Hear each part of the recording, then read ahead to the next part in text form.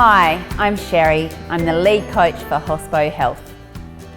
When you add it up, most of us spend a pretty big % of our life at work. So I think it's really important that we have some fun and that we're happy in our jobs. And if you own or manage a hospitality business, then having engaged and satisfied employees working at your restaurant or hotel means that everything and everyone benefits. Customers are happy, managers are happy, and the employees are happy. So, how do we go about creating a positive working environment where people are satisfied and happy? And once we do create this, how do we make sure it continues? I'm going to talk through a few statistics here, from research into the hospitality industry over the past 5 years, and they pretty much speak for themselves. Happy employees are 37% more productive and 3 times more creative. Happy employees lead to a 12% increase in a hotel's profitability, and hotels with a positive company culture experience 24% less staff turnover. This is all good news, right? But we also know that employee satisfaction in the hospitality industry isn't always as easy to build and maintain. My video today is still about creating solutions which you can use to boost employee satisfaction.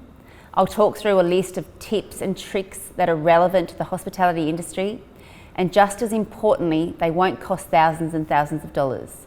So let's get started.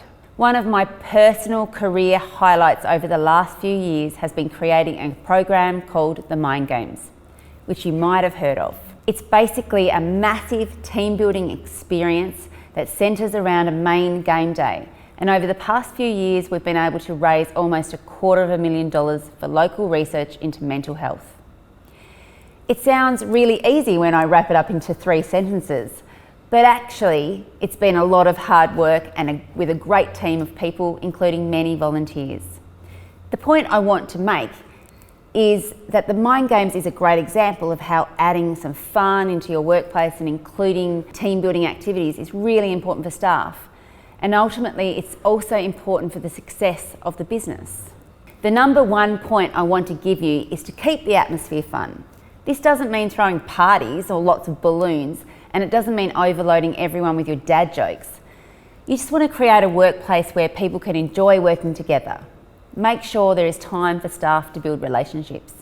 You do this with team lunches, a happy hour, a team building activity like bowling or indoor rock climbing. You could even do a team activity that involves helping out a charity for a few hours. Why is this important? When you invest time and effort to create an enjoyable workplace, you're also creating positive, tangible benefits for staff. And remember that I mentioned before that happy employees lead to a 12% increase in profit. It's a win all around. Number 2, make sure you recognise and reward effort and achievement. When people feel appreciated, their sense of self-worth grows, and that creates a more productive and happy staff member. This one is really easy to implement, and chances are you're doing a bit of this already. But there's a few examples. Give your employees a shout out when they do a good job. Congratulate them in a team meeting. Share good news and good feedback with your team and also your customers and the public. Celebrate these wins on social media and in newsletters. Bring in some incentives to keep employees engaged and satisfied. They don't have to be extravagant. You could offer a free Netflix subscription for a month or a gift voucher. And tip number 3, support your employees. This seems obvious, but don't throw people in the deep end and just hope they can swim. Make sure your team members feel supported and empowered to do their job. Offer regular check-ins, encourage day-to-day conversations, and really foster open communication. When we feel comfortable approaching a colleague or manager, whether it's with a concern or asking for advice, we're going to feel happier and confident in our work. That's going to translate to the more positive workplace that will flow through to a great customer experience. Open communication will also help fix any issues when they start to arise, rather than you finding out about them just as things are about to explode. And tip number 4 is giving people opportunities to grow.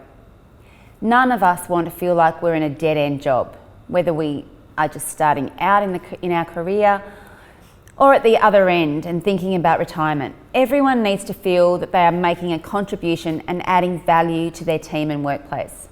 And just to go back to my earlier points, this is another reason why recognising staff achievement is so important. So where possible, have opportunities for people to progress their career and stay with the company, and make sure that these opportunities and the path to get there are visibly easy to understand. Importantly, have regular discussions with team members about their career, chat about their aspirations, give them feedback, and discuss any areas where they might want to benefit from training. And make sure you do this in a comfortable, confidential, and non-threatening way. Don't wait for the annual performance review to start having conversations. The important message here is that by giving people opportunities and encouragement to grow, they're going to stay engaged, their productivity will continue to improve, and you're on the way to your happier and more successful workplace. Number 5 on my list is about empowering your team. I'm going to be blunt here, micromanaging is horrible. If you're the staff member and you can't make a basic decision to do your job without checking everything with your supervisor, then you're going to be unhappy at work. Chances are you'll be looking for a different job pretty quickly.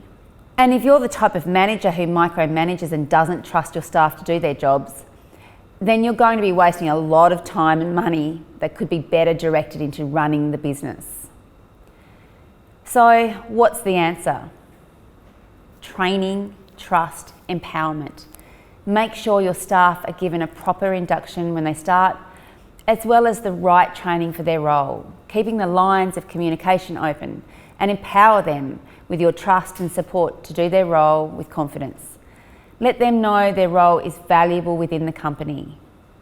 I'm almost at the end of the list, I promise, but 2 more to go. And this one is about listening to and seeking feedback.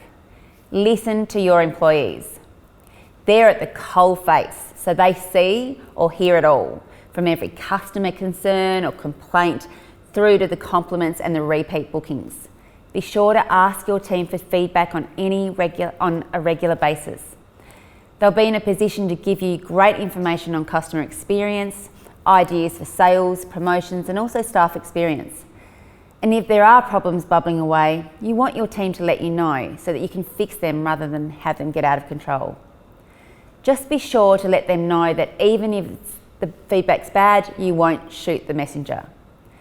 And to wrap up on my list of tips for creating a happy and fun workplace, make sure you prioritise staff wellness.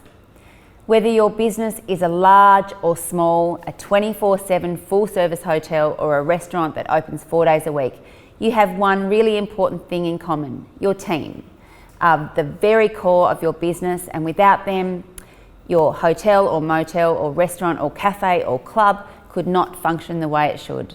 So you need to do your bit to make sure your staff are functioning at their best, physically, mentally, and emotionally. HOSPO Health has been created specifically for the hospitality industry in Tasmania, and there is no cost to the business or the staff. So make sure you check out the resources and tools that have been put together, and just as importantly, encourage your staff to check it out. Watch the videos, use the resources, the online calculators, and the fact sheets. We all know we can't expect a business owner or manager to solve every problem. People will have stresses outside of work, whether family or relationship problems, financial woes, illness. The list is too large to mention. But if a workplace is a positive and healthy environment where people feel they're making a valuable contribution and achieving goals, that positivity is also going to flow into their personal life and help them function at their best. That's quite a lot to take in, especially if your business hasn't really had much of a focus on workplace culture, fun and happiness in the past. But make sure you take some time to think about these tips and how you can build some of them into your own workplace. If you're a business owner and manager, then set yourself challenges to implement 2 or 3 of these tips in the next few months.